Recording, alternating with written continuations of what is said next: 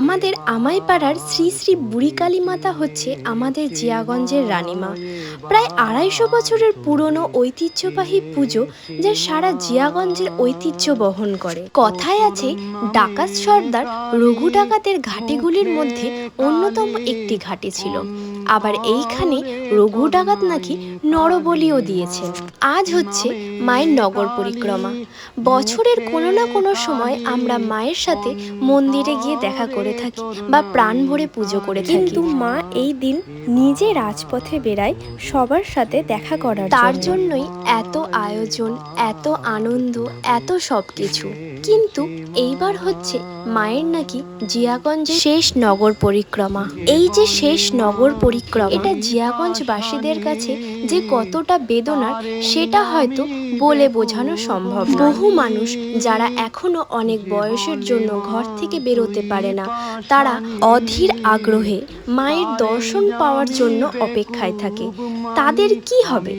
শুধু কি মানুষ, আরো কত জীব, কত গাছপালা, তারাও সেই বহুদিন থেকে একটি দিনের অপেক্ষায় থাকে, আজ মায়ের দর্শন পাবো। বড়দের মুখে শুনেছি আগে নাকি মা নগর পরিক্রমায় বের হতেন না, তাকে নাকি মন্দিরের পেছনে একটি ছোট্ট পুকুরে বিসর্জন দেওয়া হতো। তারপর মায়ের ইচ্ছে হয় নগর পরিক্রমা করব, নগরের মানুষজনের সাথে দেখা করব, যারা এখন স্থির হয়ে গেছে, আসতে পারে না আমার কাছে, তাদের সঙ্গে দেখা করব নিজে গিয়ে। তবে কি মায়ের ইচ্ছে পূরণ হয়ে গেছে, নাকি তোমরা বন্ধ করলে? অনেকে ইতিহাস নিয়ে বেঁচে থাকতে চায়, ইতিহাসকে বাঁচিয়ে রাখতে চায়। তবে আপনারা কেন করলেন এটা? প্রশ্নটা শুধু আমার একার নয়, প্রশ্নটা আমাদের।